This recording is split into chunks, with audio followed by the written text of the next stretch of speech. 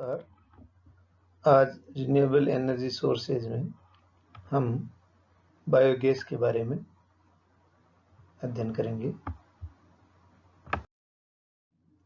Biogas एक प्रदूषण रहित, आसानी से मिलने वाली और साफ सुथरी गैस है जो कि ग्रामीण क्षेत्र के लिए कम कीमत में ईंधन उपलब्ध कराती है और यह कार्बनिक पदार्थों के एनारोबिक डाइजेशन के द्वारा उत्पन्न होती है। कार्बनिक पदार्थ जैसे कि जानवरों का गोबर, ह्यूमन एक्सक्रेटा, कचरा, सीवेज मटेरियल या दूसरी तरह के बायोमास जैसे कि राइस स्ट्रा, शुगर कैन इत्यादि के द्वारा इसका उत्पादन किया जाता है। भारत के अंदर प्रति वर्ष 1250 मिलियन टन बायोगैस उत्पादन किया जा सकता है।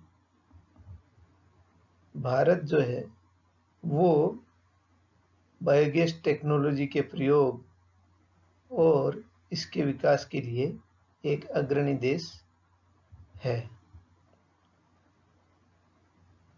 गोबर गैस प्लांट की जिसकी क्षमता लगभग 60 CFT की हो, वो एक परिवार जो कि एक महीने में एक LPG सिलेंडर खत्म करता है, उसके बराबर कैपेसिटी की गैस उत्पन्न कर सकता है।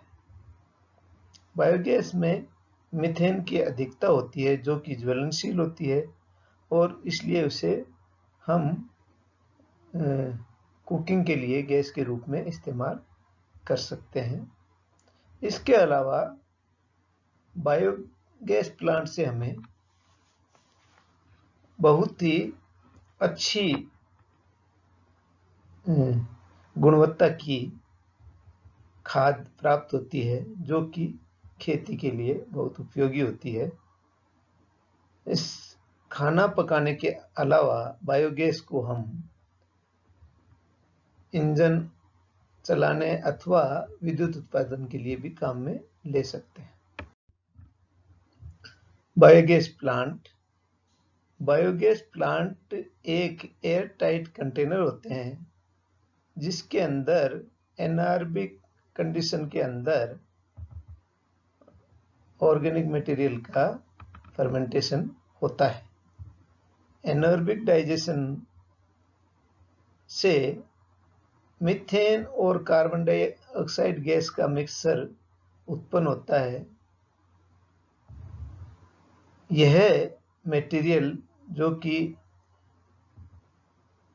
बायोगैस के अंदर हम काम में लेते हैं वो बायोमास कहलाता है, जिससे हम ये गैस प्राप्त करते हैं।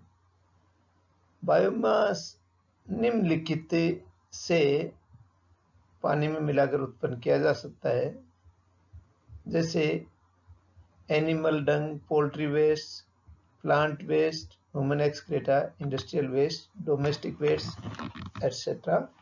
इनको पानी में मिलाकर हम बायोमास बना सकते हैं, जिससे कि एनारोबिक फर्मेंटेशन से हम बायोगैस उत्पन्न करते हैं।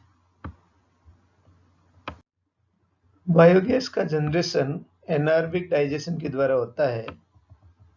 यह एक बायोलॉजिकल प्रोसेस होता है जो कि लिविंग माइक्रो ऑर्गेनिज्म के द्वारा परफॉर्म होता है। एनारोबिक डाइजेशन के अंदर microbiological digestion of biomass involve होता है।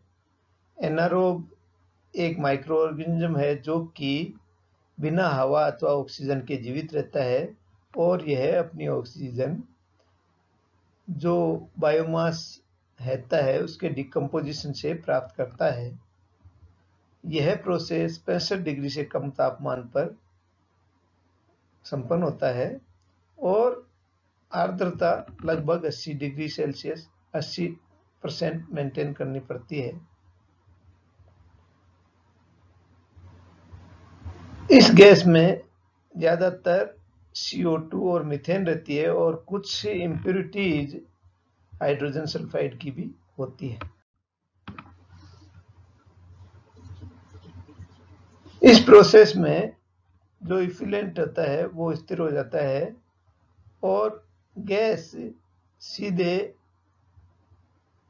बर्न कर सकते हैं अथवा उसको और सिंथेटिक नेचुरल गैस बनाने के लिए CO2 और इम्प्यूरिटीज हटाकर काम में लिया जा सकता है।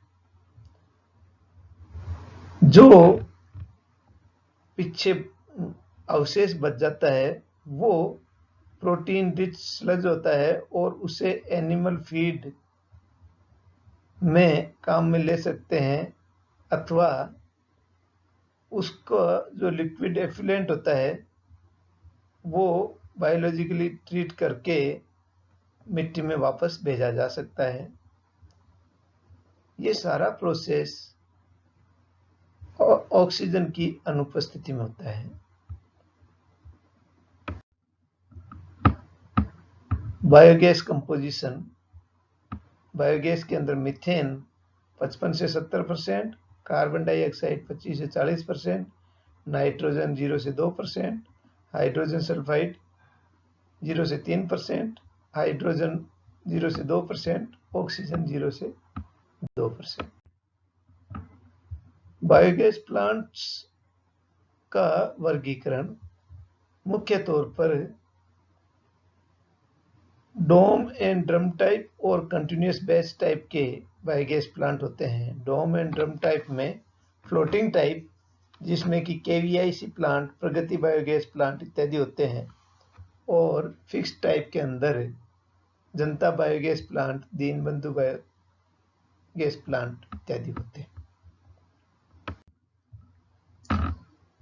भारत में ज्यादातर fix dome type biogas plant में जनता मॉडल अथवा दीनबंधु मॉडल और फ्लोटिंग डोम टाइप के अंदर KVIC मॉडल काम में लेते हैं। तो fix dome type biogas plant Janata model के अंदर इसकी डिजाइन इकोनॉमिकल होती है। ये स्थिर आयतन के सिद्धांत पर काम करता है। इसका मेन स्ट्रक्चर ईंट और सीमेंट मशीनरी से बना हुआ होता है।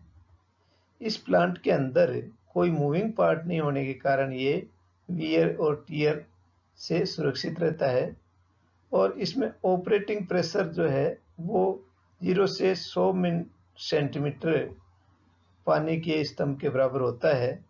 इसे हम जनता मॉडल कहते हैं, जिसका चित्र आगे दिखाया। Fix dome type biogas plant में यहाँ से हम स्लरी डालते हैं और यह स्लरी इस जो अंडरग्राउंड टैंक होता है, डाइजेस्टर टैंक, यहाँ पे कुछ समय के लिए डाइजेस्ट होती है। उसके बाद में दूसरी ओर से यह जो स्लरी फर्मेंटाइज होके और गैस उत्पन्न कर देती है, उसके बाद में बाहर दूसरे ओवरफ्लो टैंक में बाहर निकल जाती है, जो कि थोड़ा नीचे रखा जाता है और उससे उसको निकाल के खाद के रूप में प्रयोग में ले लेते हैं। और इसके फर्मेंटाइजेशन से जो गैस उत्पन्न होती है वो यहाँ पे ऊपर वाल द्वारा बाहर निकाल के और काम में ले ली जाती है। तो यह एक सरल सी संरचना है जिसके अंदर इधर से एंटर करते रहते हैं स्लरी को और फिर एक बार जब गैस बनना शुरू हो जाती है तो निश्चित समय पर इधर से हम और स्लरी ऐड करते रहते हैं और इस साइड से हम निकाल कर बाहर काम में लेते हैं। Fix dome type biogas plant के क्या लाभ है? यह फ्लोटिंग ड्रम टाइप के मुकाबले कम कीमत वाला होता है। इसके अंदर कोई कोरोजन की समस्या नहीं रहती है, जंग की समस्या नहीं रहती है। इसमें हीट इंसुलेशन अच्छा होता है क्योंकि इसका कंस्ट्रक्शन जमीन में होता है, ग्राउंड से नीचे होता है। तापमान स्थिर रहता है। कैटल और ह्यूमन एक्सक्रेटा और लंबे तिनके वाला घास फूस भी डाला जा सकता है और इसकी कोई मेंटेनेंस नहीं होती। इसके अलावा ये है कि ये प्लांट में जो इसकी सर्विसिंग के लिए स्किल्ड मेसन की आवश्यकता होती है, जो कि रूरल एरियाज में मुश्किल से मिल पाता है। प्रति क्यूबिक सेंटीमीटर में गैस प्रोडक्शन जो है वो भी कम होता है डाइजेस्ट वॉल्यूम के क्यूबिक सेंटीमीटर वॉल्यूम में, और इसके ऊपर स्कम फॉर्मेशन हो जाता है, झाग उत्पन्न हो जाते हैं, जो कि एक समस्या है क्योंकि इसके अंदर स्टीयरिंग का कोई व्यवस्था नहीं होती, और इसमें जो गैस प्रेशर होता है वो वेरी करता रहता है। दूसरी तरह का जो गैस बायोगैस प्लांट है वो है floating gas holder type biogas plant. Floating gas holder plant के अंदर बायोगैस जो है एक ड्रम में स्टोर होती है, जो कि ऊपर नीचे एक गाइड के सहारे मूव करता है। जब गैस की मात्रा अधिक होती है तो यह ऊपर हो जाता है, और जब गैस की मात्रा कम होती है तो यह नीचे हो जाता है। गैस होल्डर एक गाइड फ्रेम में रेस्ट करता है, जो कि एक डाइजेस्टर वाल्व पे फिक्स रहता है, और गैस होल्डर उस पर गाइड के ऊपर नीचे हो सकता है। गैस होल्डर स्टील, फेरोसीमेंट अथवा फाइबर ग्लास का बना हुआ हो सकता है। इस तरह के प्लांट के अंदर दाब हमेशा स्थिर बना रहता है, जो कि गैस होल्डर के प्रति इकाई क्षेत्रफल पर भार के बराबर होता है। इसका दाब बढ़ाया जा सकता है, जब गैस होल्डर पे हम अतिरिक्त भार रख देते हैं तो इसका दाब बढ़ाया भी जा सकता है। गैस होल्डर की साइड हमेशा स्लरी के अंदर डूबी रहती हैं, जिससे कि गैस का वायुमंडल में लीकेज नहीं हो। इस प्रकार के गैस प्लांट की कीमत ज़्यादा होती है, क्योंकि इसका जो गैस होल्डर है उसकी कीमत ही बहुत ज़्यादा होती है। इसके अलावा इसका नियमित जांच और मरम्मत भी आवश्यक है। चित्र में floating gas holder type biogas plant दिखाया गया है, जिसमें यहाँ से इनलेट चेंबर से स्लरी डाली जाएगी मिक्स करके, और यहाँ पे जो है अंडरग्राउंड डाइजेस्टर टैंक के अंदर यह स्लरी मिक्स होके और फर्मेंटाइज होती है। यहाँ पे ये एक वाल से डिवाइड होता है, नीचे की तरफ स्लरी जहाँ पे फर्मेंटाइज होती है, और जब फर्मेंटाइज होके और स्लरी में से लाइट स्लरी जो यूज हो जाती है वो दूसरे चेंबर में आ जाती है, और वहाँ से एक जो आउटलेट चेंबर होता है जो थोड़ा लेवल में नीचे होता है, और उससे हम बाहर काम में इसको खाद के रूप में काम में ले लेते हैं। और ये ऊपर फ्लोटिंग गैस होल्डर होता है जिसके अंदर गैस इकट्ठी हो जाती है, और यहाँ से एक वाल के द्वारा हम बाहर गैस को काम में ले सकते हैं। तो यह गैस होल्डर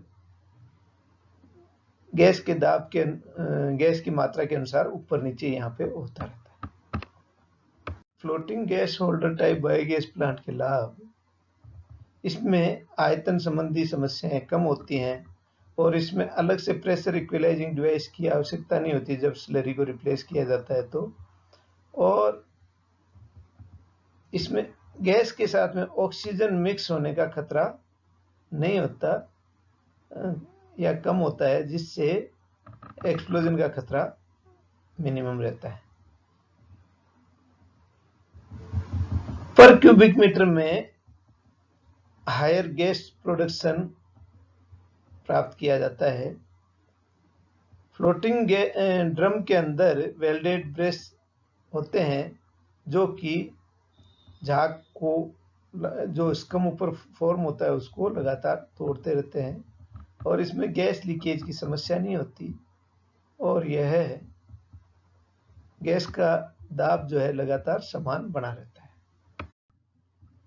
इसके नुकसान ये हैं कि इसकी कीमत अधिक है, क्योंकि इसकी कॉस्ट स्टील और सीमेंट इसमें अधिक लगने के कारण इसकी कीमत अधिक होती है। मेटल गैस होल्डर के थ्रू हीट लॉस होती है, जिससे ठंडे प्रदेशों के अंदर यह समस्या उत्पन्न करता है। गैस होल्डर को साल में 1 या 2 बार पेंट करना आवश्यक होता है।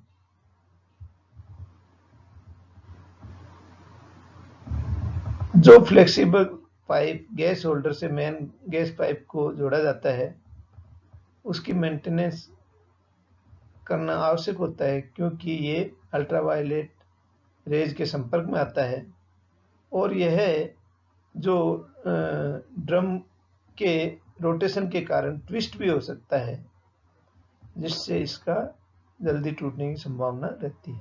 तो आज के लेक्चर में हमने बायोगैस के संबंध में उसके वर्किंग प्रिंसिपल और उसमें काम आने वाले पदार्थ और मुख्य 2 तरह के मुख्य बायोगैस प्लांट के बारे में जानकारी प्राप्त की और उनके लाभ हानि के बारे में जाना।